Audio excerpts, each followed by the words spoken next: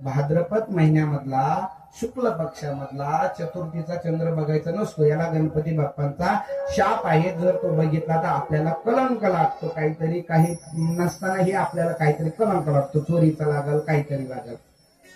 आणि आता हुकम नजर जाईल त्याच दिवशी. काय हे करू नको म्हणलं का ते करण्यात जास्त आनंद असतो ना. तर ते बरं तुम्ही म्हणशाल महाराज तुम्ही असं वरपंचित बोलता का? हो, काही उदाहरण आहे की याला? काही बघितलं. एकदा कृष्णाने बघितलं होता, भगवान श्रीकृष्णाने बघितलं होता हा चतुर्थीचा चंद्र. काय त्यांना कलंक लागला होता. ऐका बारकाईने सांगतो. सत्राजित नावाचा राजा होता. काय होता? सत्राजित नावाचा राजा होता. तर तो राजा सूर्याची उपासना करत होता. कोणाची? सूर्याची. सूर्याची उपासना करायचा. काय करायचं माहितीये? सूर्याला दररोज फक्त आरगी द्यायचा. आरगी. आई ऐका ना, आपण एवढंच काम करा बरं का बाबा. सकाळी स्नान झालं ना, म्हणता गंगा. फक्त गंगेचं नाव घ्या, तुम्हाला असणार तीर्थच गंगेचं स्नान घडल्यासारखं पुण्य लागतं. एक ध्यानात घ्या. पहिले आलं लक्षात? नाही तर काही काही गारकती म्हणून म्हणता गंगे गंगे शंभू शंभू. अरे ते नाही, ते गारक थंडी वाजती म्हणून नाही. काय प्रेमाने घ्या, प्रेमाने. काय की काय करा, गंगेचं नाव. आणि सकाळी उठल्यानंतर आई तुळशीला पाणी घालायचं. डोक्यावर पदर घ्यायचा, इकडे चहा उकळायला ठेवायचा आणि लगेच तिकडे तुळशीला पाणी घालायला द्यायचं. असंच करते ना काका. इकडे पातीला उतू जातात काय, अर्ध लक्ष इकडं. अशी तिरकी एक बाई आमची इकडं, ती काय करते माहिती? हसणार तुळशीला पाणी घालते. अर्ध पातीला इकडे पाती, अर्ध तुळशीला पाणी घालते. इकडे उठी ती इकडे पाती. का? कारण चहा उतू जातो की काय, चहा उतू जातो की काय. तसं नाही करायचं. आपण गेल्यानंतर तुळशीला पाणी घालायचं. तिला काय करायचं असणार? हळद कुंकूने पूजा करायची आणि आर्घी द्यायची. पण आर्घी कशी द्यायची? आपला हा अंगठा लागला नाही पाहिजे बरं का. अंगठा त्या लोट्याला लागला नाही पाहिजे. ध्यानात घ्या. अंगठा आपण भोले बाबाला पाणी घालत असो किंवा सूर्याला अर्घ्य देत असो किंवा तुळशी आईला पाणी देत असो, अंगठा लावायचा नाही. लोटा असं धरायचा आणि इथून असं समर्पित करायचं. काय? तुळशीला पाणी घातल्यानंतर सूर्याला अर्घ्य द्यायला जायचं. कारण सूर्याला अर्घ्य दिली म्हणून सत्राजित राजाला एक शमंतक नावाचा सूर्य भगवंताने मणी दिला. कोणता मणी दिला? शमंतक नावाचा मणी दिला. तो मणी म्हणजे दररोज 12 मन सोनं देत होता. काय देत होता? 12 मन सोनं द्यायचं. इतकं सोनं द्यायचा, खूप सोनं द्यायचा. कोण? तो मणी. त्या मणीचं काय नाव? शमंतक मणी. तो मणी दिला होता. मग बघा आई, जर भगवंताला त्या सूर्य भगवंताची जर उपासना केली ना, तर तिथं असणार तुम्हाला धन कमी पडत नाही. घरामध्ये जर तुम्ही सूर्याची उपासना करा, पण ज्या आईला जर असं वाटत असेल, बाबा तुम्हाला वाटत असेल ना की मला दिसायला नजर कमी झाली, तर काय करायचं? सकाळी जे कवळं ऊन असतं का, ज्यावेळेस सूर्य असा अगदी लाल ऊन असतो, थोडासा असा वरती येतो, त्यावेळेस त्राटक म्हणतात. त्राटक काय म्हणतात? त्राटक करायचं.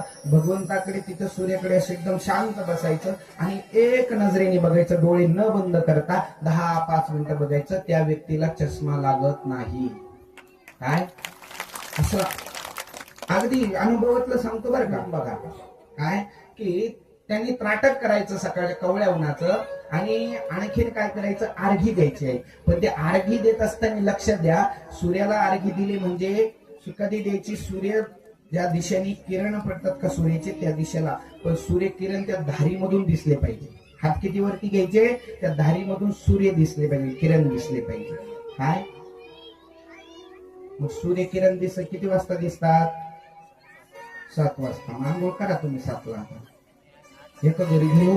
मी म्हंटल ताई आज आंघोळ नाही झाली का? महाराज तुम्ही म्हणजे ना सूर्य आज सूर्यच बरी ना, मी आंघोळच केली नाही. तसं नाही आहे. तुम्ही 4ला बघा काका. पहिले लोक 4ला उठायचे आणि सूर्य उदय होण्याची वाट बघायची. काय? आता सूर्यांची वाट बघतो हे कधी उठत. काय? पहिले लोक स्नान वगैरे करून काय करायचे? बघायचे सूर्य कधी उदय होईल. आणि आता सूर्य वाट बघतो हे कधी उठतील. विशेष आहे की नाही? आरती देत असताना जे जल खाली पडतं का, ते पाणी जल पडत असताना ते आपल्या पायाशी नाही येऊ. काय? एक तर वृक्षाखाली द्या, झाडाखाली द्या, नाही तर मग खाली असं ताट ठेवा, काहीतरी वाटीमध्ये ठेवा. त्याला जास्त वळणण्यात नाही आलं पाहिजे. कारण ते सूर्याला आपण स्नान घातलेले, अर्घी दिलेली आहे. माझ्या भोले बाबालाही अर्घ्य देत असताना लोटा घेतला की असं त्याला अंगठा न लावता, बरं काही लक्ष देऊन ऐका पुन्हा, अंगठा न लावता बाबांना आज असणार तुम्ही सगळ्यांनी बरेचशे जणांनी बिलोपत्र समर्पित केले असेल, केले ना? आई पुन्हा सांगतो, बिलोपत्र सुईचं नाही उलट व्हायचं असतं. का उलट व्हायचं? कारण असणार तुम्हाला मी आज कथा सांगणार आहे ना, त्या कथेने असणार जो होता का सामान्य भिल्लो होता त्याच्याकडून काय झालं, उलटी बिलोपत्र पडले. त्यावेळेस बाबांनी त्याला सांगितलं, आजपासून जो माझी भक्ती करील आणि जो मला बिलोपत्र उलट होईल, उलट बरं का, त्याची शेवटची गाठ तोडून घ्यायची, बाबांना ते समर्पित करायचं. हर एक बिल्व ठेवत असताना ओम नमः शिवाय म्हणायचं किंवा श्री शिवाय नमस्तुभ्यम म्हणायचं आणि बाबांना ते समर्पित करायचं. बाबांनी सांगितलं तेव्हाच मला भक्ती. चला पुढे. तर त्यावेळेस सतराजितला तो मणी दिला, मणी दिला. तर सतराजित काय झालं माहितीये, आता मणी भेटला महाराज, एवढा मणी भेटला म्हणजे दाखायची खूप हौस असते ना, काय दाखायची खूप हौस असते. काही दिवस राहिला, भगवंताकडे द्वारकेमध्ये गेला.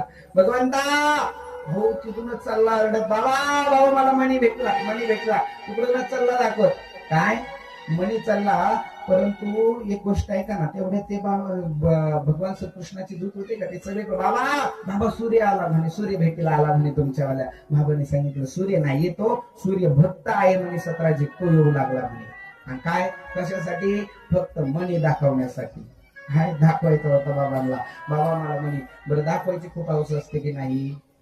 एक बाई वैजापूरला गेली, कशाला माहिती? नथनी करायला गेली, नथनी करायला गेली. तर 2-3 जणीला म्हणले, अगं मी वैजापूरला चालले. बरं कुठं चालली? वैजापूरला चालले, वैजापूरला चालले. ती काय म्हणे, बरं ठीक आहे बाई जायची, मी विचारलंच नाही कशाला चालली. बरं गेली नाही, गेली आणि नथनी करून आणली. नथनी काय करून आणली? नथनी करून आणली. नथनी करून आणल्यानंतर ती आली घरी, आली घरी आली तर ती तिच्या मैत्रिणीकडे जायची. ए ऐक ना, अगं मी वैजापूरला गेलते म्हणे. बरं म्हणे, गेली तर मग बरं झालं, काहीच गेलं विचारी ना. आणि ती काय म्हणायची, मी वैजापूरला गेलते. कशी म्हणायची? मी वैजापूरला गेलते, वैजापूरला गेलते. तू काही वेळ लागा ना, कोणीच काही म्हणा ना तिला की बाई तू ही नथनी केली का काय, कोणीच म्हणा ना. मला तेच नाही, ती राहिली तुम्ही ऐकलेलं असून तिनं घर पेटून दिलं. घर आहे, घर पेटून दिलं. कशासाठी? फक्त नथनी. आणि आता म्हणायचं घर विजायला चला, तर कसं म्हणायला पाहिजे? हो माझं घर पेटलं. घर ती तशी नव्हती म्हणायत, हो माझं घर पेटलं, घर विजायला चला, हो माझं घर पेटलं. कशाला? फक्त नथनीला झटका देत होती. काय माझी नथनी बघावा. आणि सगळं घर पेटलं, घर अगदी आता शेवट घर सगळं राग झाली. आणि नंतर तेवढ्याच एक जणी म्हणे, अगं बाई अगं तर नथनी केली. अगं म्हणे आधी म्हणजे घर खायला जाळलं असतं म्हणे मी. काय फक्त दाखायची एवढी हौस. त्या 17 तेच वाटत होतं, भगवंताला मणी दाखवा. कारण अभिमान वाटत होता ना, भगवंताला मणी दाखवा. गेला महाराज द्वारकेमध्ये. तेवढ्यात काय झालं, भगवंतानी तो मणी बघितला तर तेवढ्यात आता तो सांगू लागला, बाबा कन्हैयाला सांगू लागला की म्हणे मणी ना खूप सोनं देतो. भगवंतांनी सांगितलं, अरे तुला तरी याचं काय काम आहे? मग भगवंत मजा करत होते बरं का त्याची. काय भगवंत मजा करत, तुला तरी याचं काय काम आहे म्हणे. हा म्हणे काय, इथं मी राजा आहे, मला लागल म्हणे, मला दे म्हणे. मला दे म्हटल्यावर काय झालं, त्याने मला तो म्हणे नाही बाबा मला नाही द्यायचं म्हणे. तुम्हाला सोनं लागतं तर सोनं देतो ना म्हणे मी काहीतरी, पण म्हणे नाही देत म्हणे. भगवंताने सांगितलं नाही बाबा, मी सहज म्हटलं म्हणे जाय घेऊन, तुझं म्हणे घेऊन जा. महाराज तो 17 म्हणे घेऊन गेला. काय 17 म्हणे घेऊन गेला. बरं भगवंत कोणालाही मागत नाही बरं का. इथं 17 मागितलं काय, आणि तिथं केवटला काय मागितलं होतं? नौका मागितलेली होती. तिथं केवटला आणि इथं 17 फक्त भगवंत मागतो. बरं दिलं पाहिजे, भगवंत मागतो तर भगवंत आता तिथं भगवंताना मागितलं. आपल्याला असणारे इथं जर असणारे आपल्या इथं वरंगणी घेण्यासाठी आले, हे समजून घ्यायचं माझे पिनाकेश्वर बाबा आले आणि मी पिनाकेश्वर बाबांना देते. यांच्या चेहऱ्याकडे बघायचंच नाही, बाबांना म्हणून द्यायचं. कधीच व्हायला जाणार नाही. हर एक कार्य तुझं बाबांच्या चरणाजवळ जाणार. काय कारण ते बाबांचं म्हणून दिलं तर तुम्हाला कमीच पडू शकत नाहीये. तर चला, त्या काय झालं, 17 तो मणी घेतला आणि तो गेला. महाराज गेला, पण त्याचा भावाजवळ खूप प्रेम होतं. त्याने काय केलं, त्याने सांगितलं, बाबा दादा ऐक ना म्हणे, मला हा मणी गळ्यात घालायला दे ना म्हणे. काय कर, गळ्यात घालायला दे. त्याचं नाव होतं प्रसेन. काय नाव होतं? प्रसेन नाव होतं म्हणे. त्याने सांगितलं, भावावर प्रेम होतं, सांगितलं जा घेऊन. महाराज त्याने काही दिवस घातला, एक दिवस शिकारीसाठी गेला. प्रसेन शिकारीसाठी गेला. तर तिथं गेल्यानंतर नेमकंच काय झालं, तिथं सिंहाने त्याच्यावर झडप घातली. सिंहाने झडप घातली, त्याच्याकडून तो मणी घेतला. सिंहाने त्याला तिथं मारलं आणि मणी घेतला. मणी घेऊन तो पुढे निघाला. काय म्हणतात, जामवंत. जामवंत जामवंत भेटले आणि जामवंतांनी काय केलं, त्या सिंहाला मारलं आणि तो मणी त्यांच्याकडे घेतला. पण ऐका ना, इथं सांगत होतो चतुर्थीचा चंद्र बघितला कोणी, कृष्णाने बघितलेला होता. इथं गावामध्ये माहिती झालं की म्हणे माझा भाऊ येईना, सतराची चर्चा करू लागला. माझा भाऊ येईना. अगं ऐका, त्याच्या मनामध्ये फिक्स बसलं काय की माझा मणी येईना, माझा भाऊ येईना. याचा अर्थ कृष्णाने मणी मागितला होता आणि कृष्णाने मणी मागितला म्हणजे कृष्णानेच माझ्या भावाला मारलं म्हणे. काय म्हणे, कृष्णाने माझ्या भावाला मारलं. पण त्याने मनात होतं का ते फक्त आपल्या बायकोजवळ सांगायला गेला. बायकोजवळ सांगायला गेला, ऐक ना म्हणे, हे बघ मी फक्त तुला सांगतो, तू कोणाला सांगू नको. कोणाला म्हणे, बायकोला म्हणे. आणि बायकोला म्हणे कोणाला सांगू नको. ऐक ना, त्या कृष्णाने म्हणे आपल्या प्रसेनला कृष्णानेच मारलं म्हणे, कारण असणार तो म्हणे मागत होता, पण तू कोणाला सांगू नको. आणि ते कोणाला सांगू राहिला, तिला. महाराज तिने लगेच शेजारीकडे गेली, ऐक ना म्हणे, मी तुला फक्त तुला सांगते, तू कोणाला सांगू नको. महाराजांच्या पोटात राहत हे इथं बी म्हणतात, तिथं शाप देईल बरं यांना, यांच्या पोटात राहत नाही. काही गुह्य सांगायचं नाही यांना. या अर्धांगीने यांना अर्धच सांगायचं, पूर्ण सांगायचं नाही. अर्धांगीने ना अर्ध एक जण असंच झालं. काय, एक जणांनी शर्ट आणला, शर्ट बाहेरून काय शर्ट आणला आणि आई त्यांनी 3000चं शर्ट आणलं, 3000चं. पण ते घरी आलं लक्ष देऊ नाही का, ते घरी आलं आणि ती म्हणे बाई शर्ट लई भारी केवढ्याचा आणला. याला वाटलं हिला जर जास्त सांगत, बोलून दिलं मला अर्ध सांगितलं, अर्धा गेली ना अर्ध. तर ते केवढ्याच आणेल होता, 3000च आणेल होता. आणि तो काय म्हणतो, अगं फक्त 500 रुपयाचा आणला. 500 रुपयाचा भाई लईच भारी आणला, हे माझ्या भावाला द्या ना, तुम्ही दुसरा आणा धरा, हे 500 रुपये. आणि 3000चा आणला होता. त्याला ते अर्ध सांगून उपयोग झाला का नाही. म्हणजे तर चला पुढे आपल्या तर प्रसेन तो गेला. इथं भगवंतावर काय हे ती सांगू लागली. सगळं माहिती झालं की भगवंतानेच काय केलं, प्रसेनला मारलं. मग सगळ्या द्वारकेमध्ये चर्चा झाली बरं का, सगळ्या द्वारकेमध्ये चर्चा झाली. आणि म्हणे काय भगवंताने मारलं. आणि तेवढं झालं. मग भगवंताला शहाणे लोक आले. भगवंताने सांगितलं, चला शहाणे माणसं आपण. शहाणे कोणाला म्हणतात माहिती का तुम्हाला, हे बघा माझे केस उडून गेले, शहाणाचे ना मी. म्हणजे शहाण केसावरून धरलं तर शहाण. काही म्हणतात महाराज आम्ही का उन्हानं डोळे झालो का. बाबा आता आम्हाला काय माहिती लोकांचे बांध करून झाला का उन्हानं झाला. ऐका, तर त्यावेळेस म्हणजे शहाणे माणसं घेतले बरं का. कोणते घेतले, शहाणे माणसं घेतले. आणि भगवंत निघाले कशाला, प्रसेनला शोधायला. भगवंताला वाटलं हे आपल्याला कलंक लागू लागला ना, भगवंताला कलंक लागू लागला ना इकडे कशाचा, प्रसेनला मारण्याचा. तर त्यावेळेस काय झालं, भगवंत घेऊन गेले. तर त्यावेळेस बघितलं तिथं प्रसेन मरून पडलेला होता. पण भगवंताला वाटलं अरे प्रसेन का मरून पडला, म्हणून पुढे गेले. त्या तिथं सिंहाचे पाऊल पडलेले होते, पावलाचे निशाण होते. त्यांनी पुढे गेले. तिथं सिंहही मरून पडलेला होता. पण तिथं असणारे जामवंताचे पाऊल पुढे उमटलेले होते. पुढे जामवंताच्या पावला गेले तर तिथे एक गुफा होती. आणि त्या जामवंताची मुलगी असणारी जामवंताची मुलगी जामवंती, तिला तिच्या गळ्यामध्ये त्या जामवंताने खेळायला दिलेला होता. तो म्हणे खेळायला. जामवंत म्हणजे कोण माहितीये ना, अस्वल जामवंत तुम्ही बघितलं ना मालिकेमध्ये. तर असणार तिला तो मणी खेळायला दिलेला होता. तो मणी खेळायला दिला. भगवंताने बघितलं तेवढ्यात तिचे मणी घ्यायला लागली. तर ती गेली गुफेमध्ये पळून. ती गुफेमध्ये पळून गेली. पण गुफेमध्ये भगवंताला माहिती होतं की असणारा आपण गुफेमध्ये गेलं तर आता हा जामवंत सोबत लढावच करावं लागेल, कोण आहे मध्ये म्हणून. तर सगळ्यांना सांगितलं ऐका म्हणे, 12 दिवस माझी वाली वाट बघा. काय, 12 दिवस माझी वाली वाट बघा. जर मी आलो नाही तर तुम्ही आपलं द्वारकेला जा, समजून घ्यायचं भगवंत मरण पावले. काय सांगायचं की भगवंत गेले म्हणून माझे 12 दिवस वाट पहा म्हणे. महाराज हे बाकीचे 12 दिवस वाट पाहिली, भगवंत काय बाहेर आले नाही. भगवंत आले नाही, हे द्वारकेत गेले. महाराज द्वारकेत गेल्यानंतर हे सगळे म्हणू लागले की भगवंत मरण पावले. महाराज असणार वसुदेव देवकी काय हे खूप रडू लागले.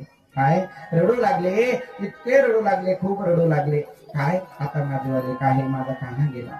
असणार सतराजितला बोलू लागले, अरे तू माझ्या कानावर कलंक लावला म्हणून माझा कान्हा गेला म्हणे. काय, आईचं प्रेम महाराज कसं होतं. आई अशी ढसा रडायला लागली. काही केल्या ऐका ना.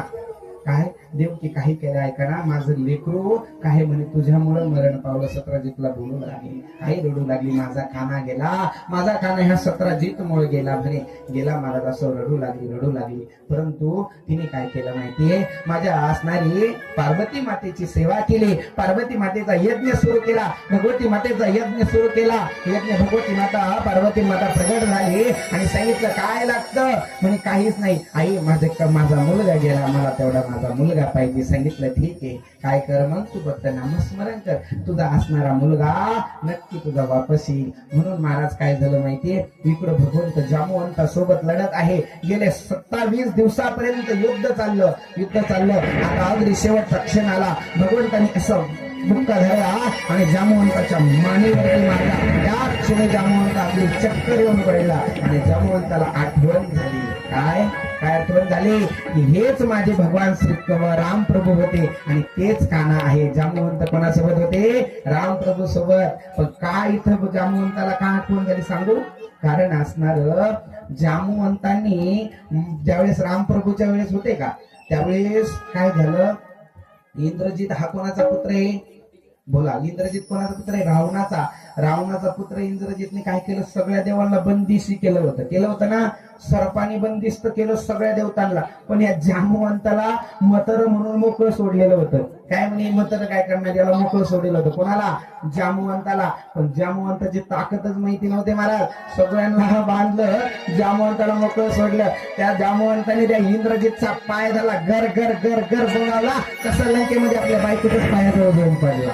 एवढी ताकद होती जांबुवंतामध्ये, एवढी ताकद होती. पण मग जांबुवंताला स्वतःची ताकदीचा काही अनुभवच नव्हता. काय अनुभव नव्हता. ज्यावेळेस युद्धाच्या वेळेस असणारे जांबुवंत लढायला जाणार ना, आई लक्ष द्या की जांबुवंत लढायला जाणार तर हनुमंतराय हे बाकी काय म्हणायचे, बाबा तुम्ही म्हातारे तुम्ही थांबा, आम्ही कशाला म्हणे तरुण. हनुमंतरायने याला लढूनच देत नव्हते. कोणाला, जांबुवंताला. पण जांबुवंताला स्वतःची ताकद माहित नव्हती किती आहे. काय, जांबुवंताला माहिती नव्हतं स्वतःची ताकद किती आहे. म्हणून जांबुवंताने काय केलं माहितीये, जांबुवंताला माहित नव्हतं. म्हणून असणार ज्यावेळेस भगवंत निघाले तर भगवंताला म्हणू लागले रामप्रभूला, प्रभू ओ प्रभू, अहो म्हणे मला माझ्या ताकदीचा आनंद नाही प्रभू, एकदा माझ्याशी लढा ना, मला कळण म्हणे माझी ताकद किती आहे. काय म्हणे, माझ्यासोबत एकदा युद्ध करा ना प्रभू, मला असणार ताकद बघायची. प्रभूंनी सांगितलं आता माझे हे अवतार कार्य संपत आहे, मी ज्यावेळेस कृष्ण कार्यामध्ये जाईल त्यावेळेस तुझ्यासोबत युद्ध करीन. महाराज जांबुवंतामध्ये एवढी ताकद होती, 27 दिवस माझ्या कानासोबत लढत राहिली, एवढी ताकद जांबुवंतामध्ये होती. काय 27 दिवस. पण हे मागच्या असणाऱ्या रामप्रभूने आशीर्वाद दिलेला होता. आणि कानाला का तो कलंक लागला, का, कारण इकडे हा चतुर्थीचा चंद्र बघितलेला होता. पण ऐका ना, त्यावेळेस तो मणी द्यायचा ना, इथे गोड गंमत बरं का, ऐका, तर तो मणी द्यायचा होता ना, तो मणी द्यायच्या वेळेस भगवंताने सांगितलं, जांबुवंत तो मणी द्या ना. म्हणे प्रभू घेतलेली वस्तू पुन्हा वापस देत नसते म्हणे. मग वापस देत नसते, नाही म्हणे, मी याचं ह्या महिन्यात एक काम करू शकतो म्हणे. काय म्हणे, हे म्हणे तुम्हाला मी कन्यादान, माझ्या मुलीशी लग्न करा, हे तुम्हाला म्हणे कन्यादान म्हणून देतो. काय देतो, कन्यादान. आणि त्यांची मुलगी कोण, जांबुवंताची, जांबुवंतीना होती आस्वलीन, काचे जटाविटा तिला काळी जरत. आणि महाराज हिच्या सोबत लग्न इकडे लागायला लागलं. म्हणजे इकडे भगवंत घेऊन निघाले, पण इकडे रुक्मिणीला खबर पोहोचली, भगवंत तिकडून जांबुवंतीला घेऊन येत आहे म्हणे. जांबुवंतीला घेऊन येते, पण हे रुक्मिणीला माहितीच नाही का ती किती सुंदर आहे. म्हणजे ज्या अर्थी भगवंता आणून राहिले त्या अर्थी अगदी सुंदर असेल म्हणे. मग हिना काय केलं माहितीये, माझ्या भोले बाबाची प्रार्थना केली, बाबा अहो बाबा ती येऊ लागले ना, बाबा ऐका ना म्हणे. आता ती कोण होती, आस्वली नव्हती, एवढी काळी जरत होती का दिसायला तिला डोळ्याचं केस बाजूला करून बघावं लागत होतं. पण या रुक्मिणीला काय वाटलं, माझ्यापासून जास्त सुंदर असली तर भगवंताचं माझ्यावर प्रेम कमी होईल आणि तिच्यावरच जास्त प्रेम होईल. काय, तिने बाबाला बोलवलं, बाबांना म्हणे बाबा तिला एवढं सुंदर ठेवा, फक्त ती माझ्या एवढी सुंदर पाहिजे. महाराज जांबुवंती काळी होती पण झाली ना रुक्मिणी सारखी सुंदर.